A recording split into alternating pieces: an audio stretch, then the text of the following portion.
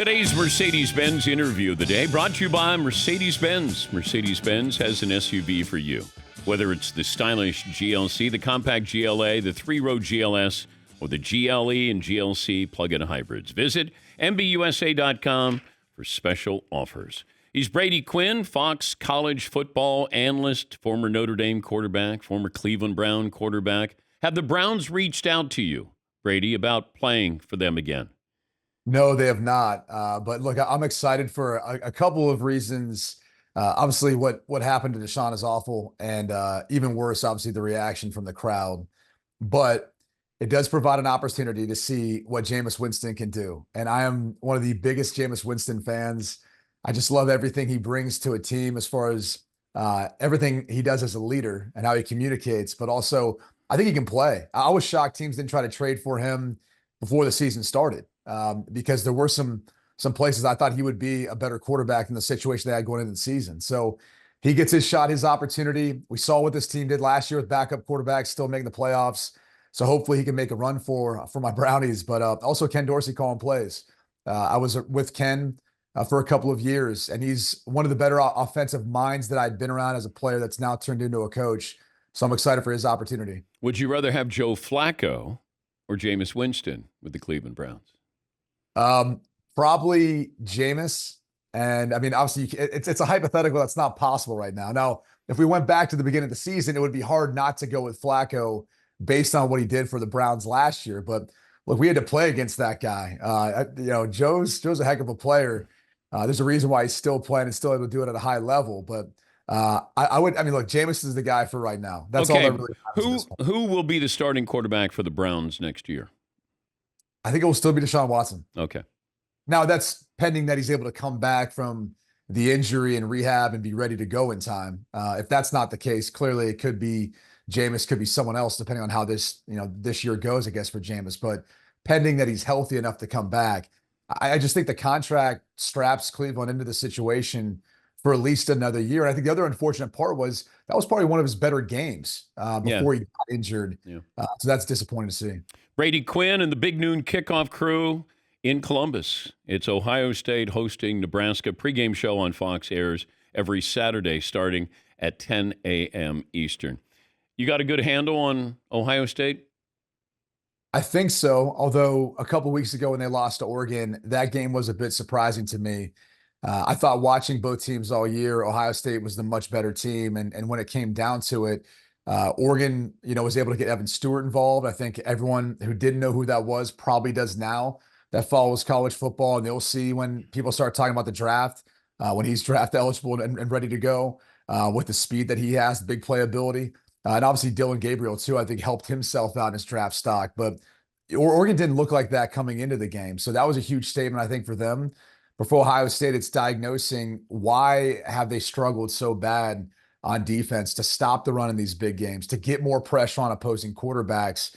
They've got the talent. They've got the ability. Is it scheme? Is it some of these guys, they don't have enough depth to rotate them out and put fresher guys in to allow JT Tuimoloau and Jack Sawyer and guys like that to go after the quarterback?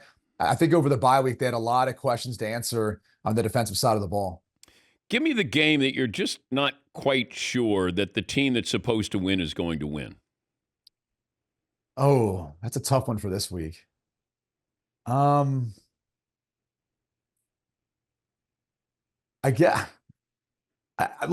start off by talking about Notre Dame, and in part because I think I go back to the Northern Illinois loss, and I feel like when you have a game like that, every game after that, you're kind of like, I don't know. They should win. I think they're going to win handily. I think the passing game is going to look better this week than it ever has. But this is a Navy team that's undefeated. And I know they haven't played the most difficult schedule, but Blake Horvath, their quarterback, who also is a Columbus product, by the way, is a Hilliard Darby kid. I always try to follow those quarterbacks from areas where I'm from. And he's done a phenomenal job for him this year. And I think defensively, too, there'll be some wrinkles for him. So that's one game that concerns me because, Dan, these games, when you play against a triple option or option style team, they start practicing back in the spring for this. There's training camp, even the bye week. You'll start implementing some of the option plays just to get your defense ready for it because it's so tough to prepare for everything you're going to face in just a week's time. And I know people at home are like, come on, this should never happen. Well, like they're undefeated right now. This is the first team, both teams, Army and Navy, have been undefeated since like 1926. So let's give a lot of those young men credit and the coaching staffs because they don't have an NIL fund. It's not like they're turning rosters over the transfer portal. All right. They're doing it the old school way with these old school offenses. And it's awesome to see them having so much success in this era of college football. Okay, but explain this to me, and I know it's probably like a baseball hitter facing a knuckleballer. You're not going to see it very often. You got to kind of get adjusted to it, and then you don't see it again the rest of the season. You're facing Army and you're facing Navy. And when we watch this, it just looks like it's sleight of hand. Like there's 3 or 4 different people in a small area who could all end up with the ball, and it's really just kind of sleight of hand here. But for the defense, why is it so difficult to be able to kind of, I don't know, take this into perspective of who's got the ball? Because we're asking 18 to 22-year-olds to be disciplined, right? I mean, that's the reality of what it is. It's they're going to come down to there's going to be a read off of one guy 3 separate times throughout a play when you're talking about the triple option. And at some point, you're betting that either your guy in space is better than that guy, or that guy who's reading is going to make a mistake, or someone else is going to make a mistake. And that's what it comes down to. And I think, it puts pressure on offenses. I remember when we played Navy back in the day, you got like 9 possessions. And so you better score because they're going to score and they're going to eat up the clock and they're going to go for 4th downs. Like they're not afraid when it's 4th and 3 to go for it because they understand like what's at stake if they don't get it. And so they're much more aggressive in that sense. So it puts pressure on everyone to be disciplined. They always hear eye discipline. Well, more so than ever versus option teams like this. And also, to their credit, they're so good at running these plays. Like I can recall a time when I was watching, because like this is an offense that you don't see very often. So you want to watch those guys do it. And I swear to God, it looked like the quarterback back when I was playing was going like, it was like in a limbo. Like he was going under the bar and his back was almost touching the ground. He still pitched the ball off to the pitch man. And I thought to myself, like, we did everything right, but we couldn't stop that particular play. So it just comes down to discipline. And again, it's hard for 18 and 22-year-olds to be disciplined sometimes. Okay, if it comes down to this, let's say Army or Navy are there for that 12th spot. Or Illinois, let's say, is it like we're putting on a TV show here. The 12-team playoff is it is a TV show, whether you want to agree to it or not, but it's about entertainment. It's about storylines as well. Can you see where the committee would lean towards one of the military academies? I think if it falls within the guidelines, right? If they happen to be the highest rank that comes from a group of 5 as far as a conference champ, and they also happen to be undefeated, I do think it's going to take a team that's undefeated. Like I kind of thought Liberty might have a shot before the season. Obviously, their hopes went down the drain in dramatic fashion earlier this week, so they won't be a part of that. But I think it's going to take either Navy or Army in this case to be undefeated and be the conference champ of the AAC when it's all said and done. I think that's the only way they can get in. And obviously, these 2 teams square off versus one another. So we know that's not going to be a possibility for one of them. But I think in that scenario, I personally would love to see it. You know, I've gotten to know Coach Monken at Army over the years with the work my foundation does. And when you think about what these young men are signing up for after college and all that, there's a much bigger picture here. So I think it'd be fascinating to see. I think it'd be, time plays to the advantage, though, of the teams they're playing in the playoff because they've got a little additional time to break down and prepare, for that scheme. But during the course of a regular season, a little different, obviously. But I'd love to see it. And I don't want to say I hope it happens, but it would be fun to watch and see how that would play out. What if Alabama loses to Missouri? I think they're out of the playoff, probably. I mean, if you're going to give the but is it bigger than that? I guess I don't want to react too much in year 1 under Kalen DeBoer. I mean, he's got big shoes to fill. That's stating the obvious, but go back to Nick Saban's early time too at Alabama. I mean, he didn't have it all together in year 1 either. Yeah, but he was taking over a bad program. Kalen DeBoer's walking into a national championship caliber roster. And I think the difference there is like the expectations, right? And so you tell me what's harder. Is it easier to take something that's completely knocked down to rebuild? Or is it easier to then take a home that's pristine, that's beautiful, but you want to make some tweaks and changes that are pretty significant to that house? go ask a contractor. They'll probably tell you they're going to charge you more for that remodel as opposed to just knocking it down and building it up clean. And I think that's kind of the case too sometimes with coaches when they take over a program. Like there was no expectation when Nick Saban first got there. I mean, yes, he had won previously at LSU, so that was the expectation, and obviously, getting to the NFL and coming back to college. But the reality is, the expectation was different. Now for Alabama, they expect to go win SEC championships and go play for national championships. So it's hard to keep up to that standard while you're still trying to put your fingerprints on how you're going to make it a little bit different or your style. Like you can't ask Kalen DeBoer to walk in and be exactly like Nick Saban. Like they know he's not that guy. He's got to be his own guy and he's got to lead in his own way. It might take a little bit of time. When you look at NIL, we're hearing more coaches. Tony Bennett at Virginia decides to retire. Gino Auriemma was railing about this. Saban steps out. Jay Wright steps down. We're starting to see like the impact this is going to have on the coaching community. And these are big names who are stepping down. I'm just curious really what the coaching lifespan is going to be with these guys who are getting into it now. Is it a young man's game, and not necessarily, the older school guys who want to put up with this? It's a hard question to answer because I think every university, every situation is different. I think those that are more prepared to transition into what the NIL world has brought us, and that's obviously we can call it like it's not pay for play, but it is, and it's more of a professional organization is really what it's evolving into. And I think the universities that have set themselves up to be able to succeed, clearly they have head coaches that aren't as burdened by all of this. I think the universities that struggle to do it, when you look at what these head coaches are asked to do, I mean, on top of their own roster evaluation and evaluating high school recruits, now it's evaluating, potential players who are in the portal or potential players elsewhere who might be in the portal. It's fundraising, not just for the university, but now for your NIL and your collective. It's all these different hats they have to wear. And it's extremely stressful for these guys. I mean, you look at Chip Kelly, for example, not to get away from Tony Bennett in basketball, but he leaves a head coaching job in a Power 5 school that's moving to the Big Ten to come be an offensive coordinator because he just wants to coach. That, to me, was the biggest statement that was made this entire offseason.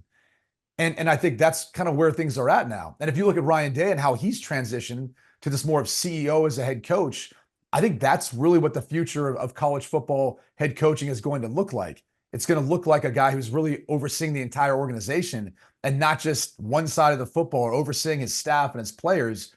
It's going to have a lot more involvement in the business affairs of what that school and what that team's doing.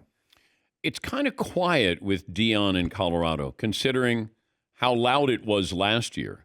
But they're playing well. Doesn't feel like, all the pregame shows are going to Colorado. Celebrities are going, it's just kind of like, this seems like it's a good thing for Colorado and for Deion. Is it? I think so, but I think there's still some celebrities going. There's still waves and all that. I mean, when they go places like, because of, I think, what they built and because of the reputation, there's a lot more excitement around those games and people want to beat them. Like, I think as much as there are CU fans who jumped on the bandwagon or Prime fans or Shador, Travis Hunter, there's also those people who probably want to see them lose because of how they do it. So, I mean, the attention is still there. I think as far as like the newness of it and the style and everything else, yeah, that ebbs and flows, and you got to continue to keep following the story of college football. But I think the best thing about what you just said is there's not as much noise, but there's still very much in it.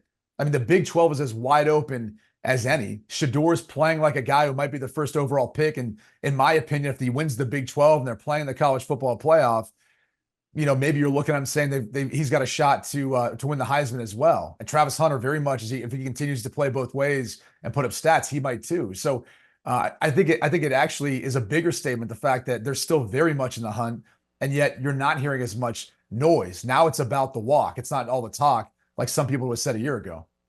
Yeah. It's going to be interesting, though, when they lose Travis Hunter and they lose Shador. Then we're going to see Prime going to have to get out on the road, I think, and do a little more recruiting when, you don't have your son there as your quarterback. Maybe. We don't know that. He's got his own tactic, own style of doing it. And, maybe he feels like that's what's most efficient.